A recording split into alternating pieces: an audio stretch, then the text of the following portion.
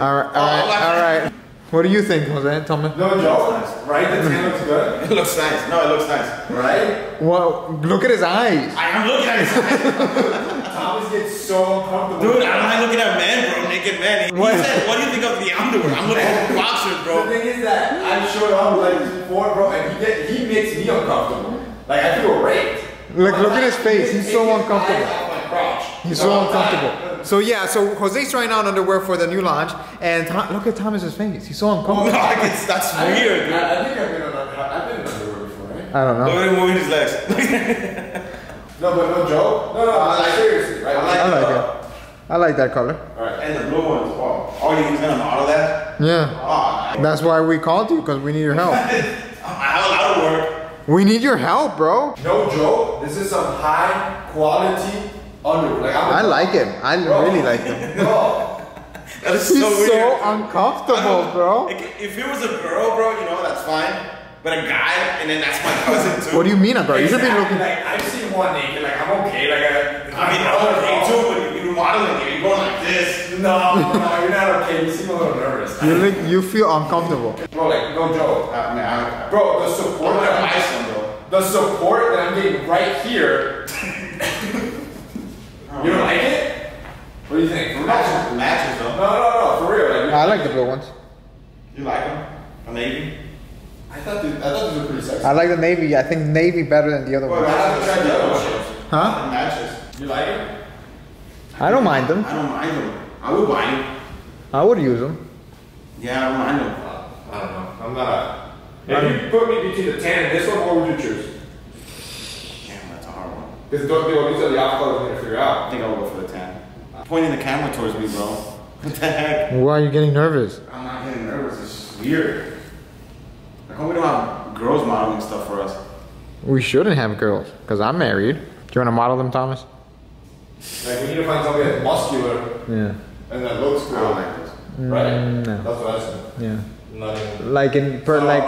The four colors: navy, dark gray. Alright guys, so as you guys saw, we're getting the stuff done. We're getting new items. Underwear's coming, socks are coming back again, track pants with new colors, long sleeve with new colors, hoodies. We're making hoodies with new colors. I mean, a lot more stuff is coming for the next launch. A lot of the sizes have been adjusted for the track pants and the long sleeves to make it fit better. We've heard your comments, we heard what you guys wanted, and we have fixed the issues that you guys didn't like about them. We're adding new sizes as well, so it's coming. We listen to your guys' feedback and we try to make it better. That's why they're the best t-shirts in the world. I have to go to the bank right now to make some wire transfers, make some deposits, then I have to go to the accountant to pick up some accounting stuff and be able to send it out by the end of the week. So with all this business stuff that I have to do today about going to banks and accountant, samples and all that, I was thinking, like, you know, it's very surreal, the things that we're doing. I mean, we've been blessed and we're very, very grateful. But there's some tips that you guys have to, if you want to be a successful entrepreneur or, you know, be successful in business, there's a few tips that I want to share with you guys today. So I have 5 tips on how to be a successful entrepreneur. So right now, I'm going to give you tip number 1. Tip number 1 is to love what you do. That's the first thing that you have to do. For example, I went to law school and I thought I was gonna love it. In law school, I hated it. I started working and I hated it. If I would have opened my own firm, I would have probably not succeeded. I would probably failed because I hated law. I didn't like doing it. I didn't feel it was challenging enough for me, and I was bored. So it was something that I hated. I didn't like it. So, and now that we're doing this, I mean, we started teaching men's fashion back in 2010 with an Instagram. The YouTube started back in 2012, and it's been growing since then. So fashion, style, clothing, accessories is something that we've always liked and we've always loved. So it was easy for us to do this. It's something that we we like to do. It's something that we like doing. We like talking about clothing. We like looking good. We like dressing up. We like our clothes to be of quality. So what we're doing makes it easy for us. It's something that we love. Whatever it is, make sure that the business or whatever business idea that you want to do is around that. Focus is around what you're passionate. Let's get to the bank, do what I gotta do, and after the bank, I'm gonna give you tip number 2. Man, that took longer than expected. I think I was there for almost an hour just to do a quick wire transfer. Anyways, you guys probably thought it took like 2 seconds or a little swipe. Let's go to the second tip, tip numero 2, and that is be consistent. Whatever it is that you're doing, always be consistent. If it's YouTube, be consistent with your uploads. The more consistent that you are with the stuff, the more you're going to grow. If you're providing service, be consistent with that service. Don't, provide a crappy service to somebody and then try to provide a good service to somebody else, because word of mouth goes out.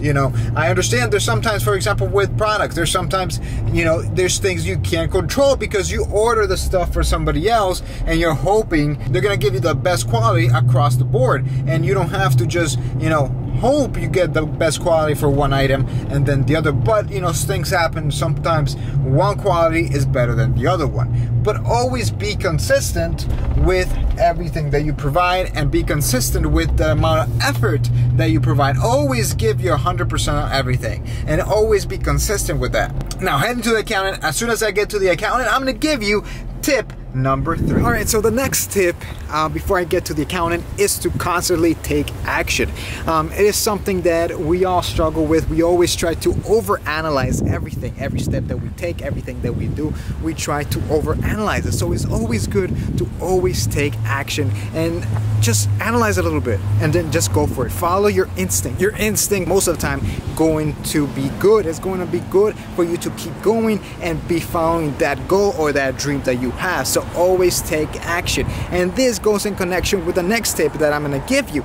But you guys have to stay tuned. All right, so coming out of the accountant, now I have to head to see my daughter. She's in swimming lessons. She's only 2, but she's doing great. It's more of a survival type of swimming class. They teach them how to float and then how to flip over and swim and then flip over on their back again and float so they can catch some air. So I'm gonna do that. But before I go to do that, I'm gonna stop by Starbucks and get me some coffee. I'm gonna tell you, I wasn't a big Starbucks fan just because they're very sugary, they're high on calories. They just 200, 300 calories for one coffee. It just didn't make sense. However, I found an alternative and I was able to get, a lot of the good coffees for around 70 calories, 50 calories, up to 100 calories, which is not too bad once in a while. Right now, I'm in the mood for that, so I'm gonna go pick it up and show you guys the type of coffee that I have.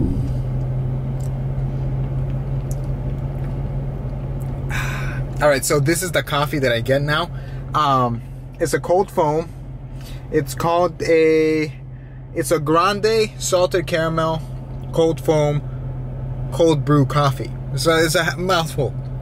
However, it is delicious. It's only 70 calories. Now, if you get the regular one, it's gonna be like 230 calories. But if you do the modified one that I found online from this guy called the Macro Barista, you get it down to about 70 calories. So what you do is you get 1 pump of caramel syrup, 3 pumps of sugar-free vanilla, light heavy cream, on a grande cup, and then add the cold foam with skim milk. It doesn't taste like 70 calories. It actually tastes very, very good. And I mean, if you want it a little bit sweeter, I like my coffee a little bit bitter, but if you want it a little bit sweeter, you just put a package of Splenda and you should be fine. What the great thing is about it is that it's macro friendly.